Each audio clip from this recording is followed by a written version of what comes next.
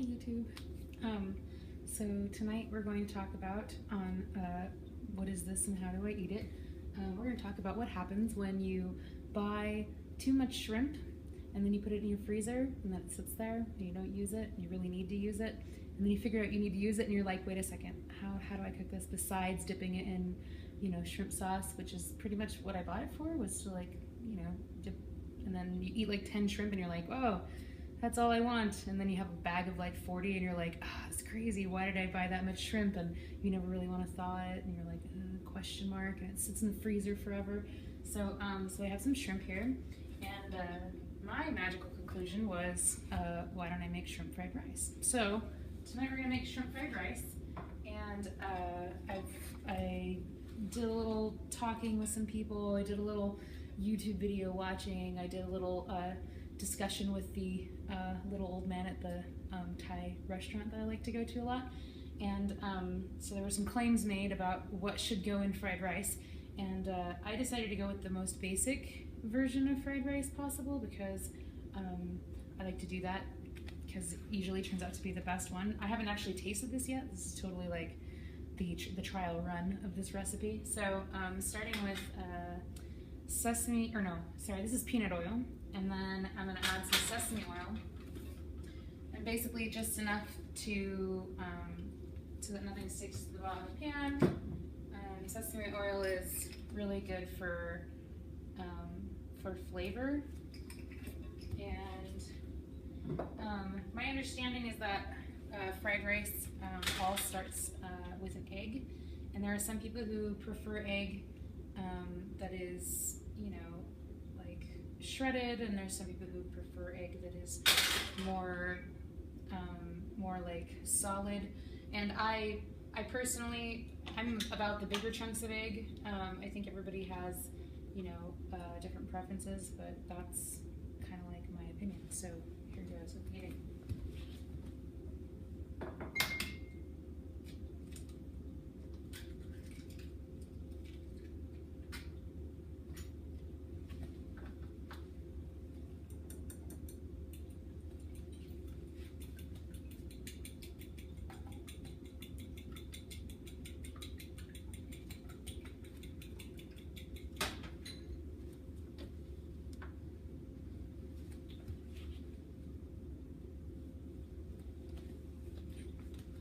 And I've also heard that you're supposed to put eggs into your garbage disposal and turn it on, and that sharpens the blades. I don't know if that's actually true, but I've always done it because that's what I heard. So that may or may not be anyone else's opinion.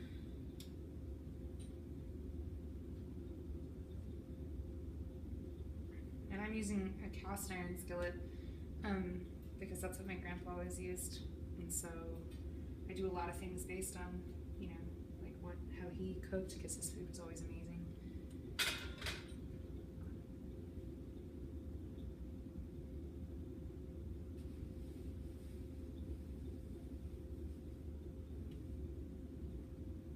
So no one commented and said anything that they wanted to learn how to eat or anything interesting, so I decided that a side project for tonight, because there's time between food where you're like waiting for the pan to heat up and so on. So I got a kiwano melon. So the kiwano melon is from Mexico, and it's a weird horned thing, and according to the research that I did and the people that I talked to at the grocery store, which are my favorite source of information for research, apparently the way you can tell if it's ripe is if the horns have little dry spots, and if it's orange. So when I got this, it was actually ripe, but I just got this yesterday, and I was waiting for this moment to cut it open. But from what I hear, it's green on the inside, but it tastes good. So we're gonna try the horned melon.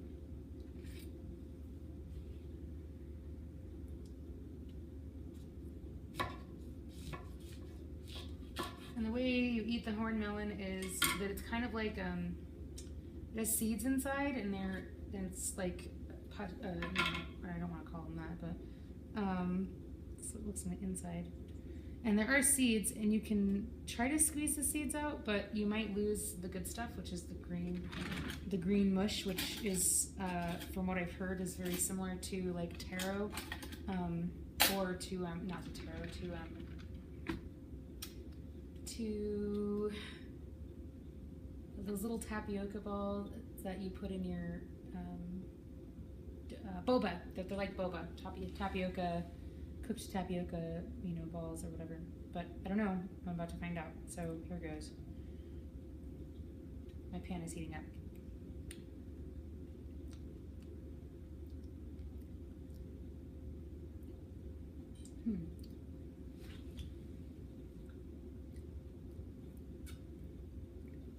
I'm gonna say that that's rather cucumbery. It has a very fresh flavor.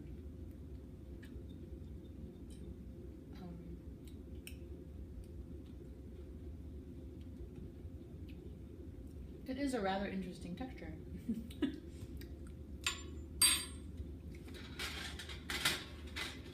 Alright, so that's preheated. I'm gonna toss my egg in there. And you can, do tests to preheat, but basically I've gotten used to smelling it, I guess. The time that I worked in a restaurant, and I got used to the smells that come from everything, and I guess that's probably, why I think things are done without tasting, or without testing them, but I guess you can test them if you want. Drop a little egg on there and see how fast it cooks. So now my egg's in there, and it's cooking kind of on the side, because we don't want it to cook faster than everything else. Add some frozen carrots and peas.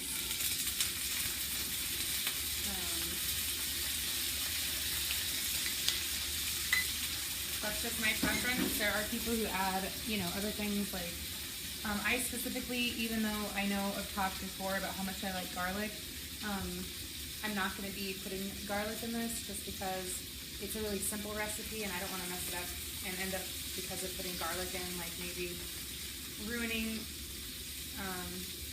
the basic and simple recipe. Maybe when I get used to it and I've cooked it a few times I might add garlic, but for now I'm not going to.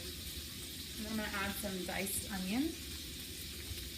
And by the way, when I decided I was going to make shrimp fried rice, I literally went out then and got onion, and I already had egg, but everything else pretty much that I got, I pretty much got when I figured out that this is what I wanted to make. Like, I didn't buy any of this stuff, I wasn't like, oh, I'm going to be industrious and use what I already have. I was like, oh, my refrigerator is empty and has only condiments, and now I will go out and I will buy an onion and some, and don't feel bad about having to go out and get ingredients. And, but try to,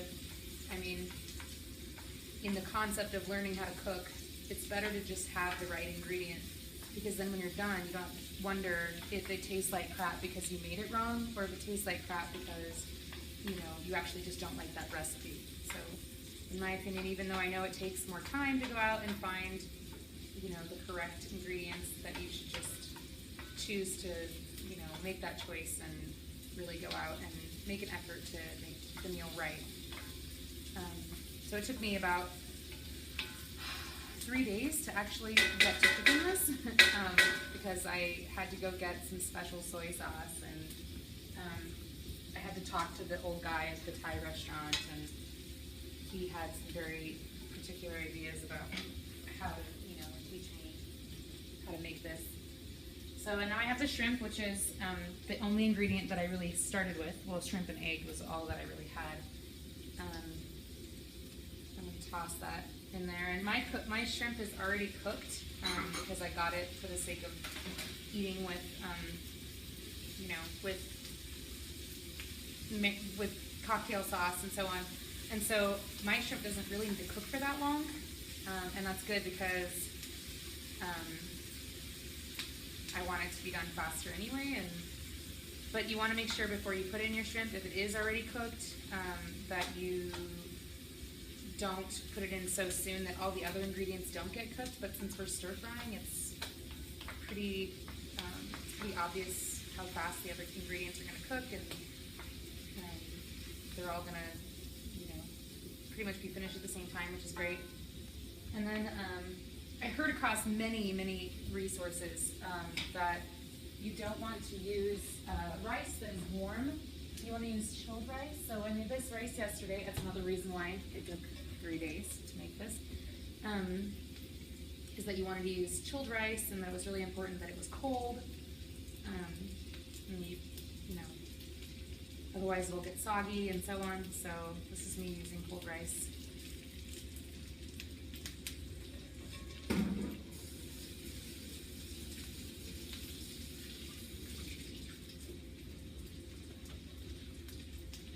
So, and now come apparently the magical ingredients,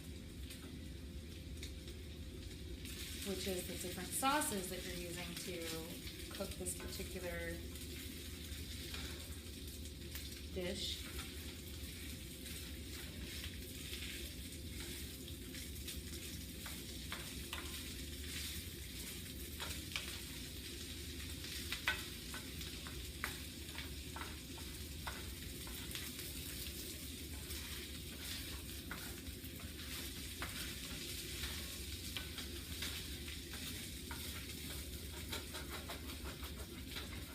The neat thing is that if you are at the Asian market trying to find this particular soy sauce, there are going to be weird vegetables there, or fruits like kiwano melon. So this is apparently the magical sauce. It's called mushroom dark soy sauce. And the price of the soy sauce at the market was like around $3 or $4 for a big old bottle. It's really affordable. I don't really know how much to use, but I don't want to use too much, so I'm probably just going to eye it, which is what I do with a lot of things. And then I can always add more later. And then I'm going to add sugar and salt. That is maybe some potato oil. Although I would rather have cooked with butter. This tomato oil is the thing.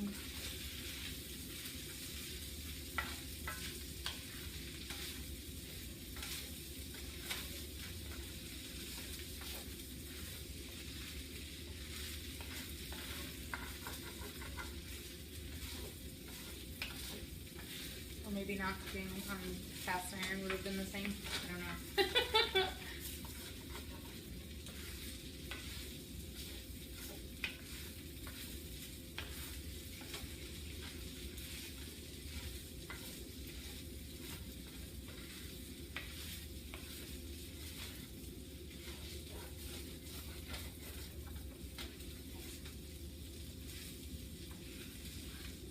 Maybe cooking on a slightly lower heat. It's probably almost done.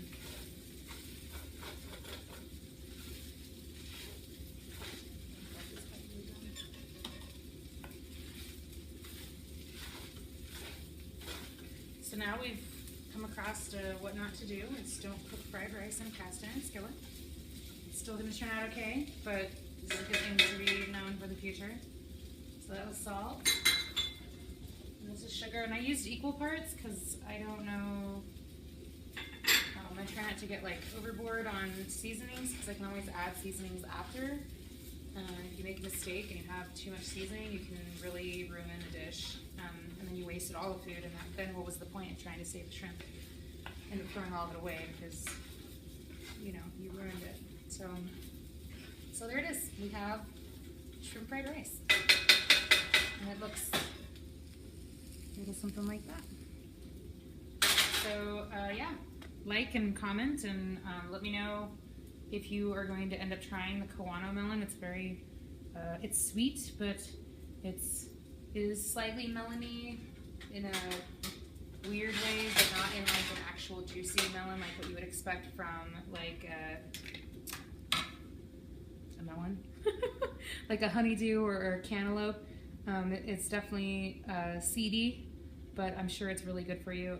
I didn't find out much about all the different, nutrients, but I'm sure it's nutrient dense because the color implies that it's nutrient dense. So, yeah, try something new. Have a great night. Bye.